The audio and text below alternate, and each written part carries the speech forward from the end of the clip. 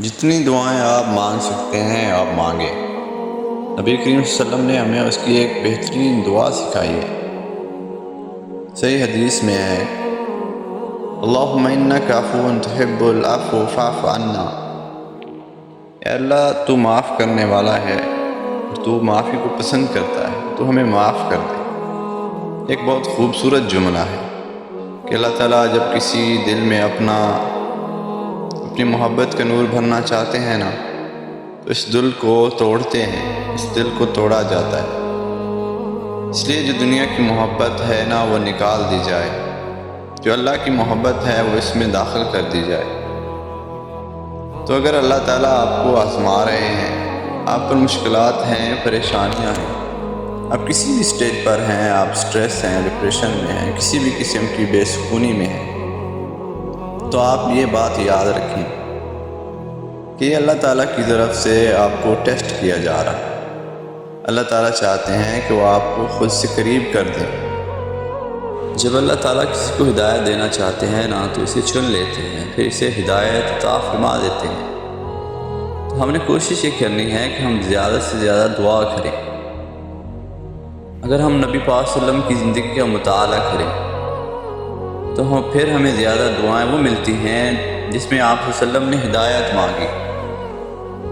یا مقلب القلوب ثبت قلبی علی دینک، اے دلوں کے پھیرنے والے میرے دل کو تیرے دین پر جما دے۔ سجدوں میں دعا مانگے، کیونکہ صرف اللہ تعالیٰ ہیں جو آپ کی مدد کر سکتے ہیں۔ اللہ تعالیٰ کے سوا کوئی بھی ہمیں ہدایت کا راستہ نہیں دکھا سکتا۔ تو جب اللہ تعالیٰ کسی انسان کو پسند کرتے ہیں نا تو اس کی پسندیدگی کا عالم یہ ہوتا ہے کہ اس شخص پر بہت زیادہ آزمائش ڈالتا ہے، اتنی کہ وہ سوائے اللہ کے اور کسی کو نہیں پکارتا۔ اللہ پاک قرآن پاک میں فرماتے ہیں، یا ایھا الانسان ما غرک بربک الکریم، اے انسان تجھے کس چیز نے دھوکے میں رکھا ہے؟ تیرے رب سے کون سی چیز ہے جو رکاوٹ بن گئی ہے تیرے اور تیرے رب کے درمیان؟ آج ہم سوچیں نا کہ یہ جو میوزک وغیرہ ہم سنتے ہیں، یہ جو ویسٹرن کلچر رکاوٹ بن چکا ہے، تو کیوں ہم غور و فکر نہیں کرتے؟ ہم کیوں نہیں سوچتے؟ کیوں ہم سوچ نہیں اس بارے میں؟ اللہ تو پھر بھی دینے والا ہے، وہ تو آپ کو پھر بھی دیے جا رہا ہے۔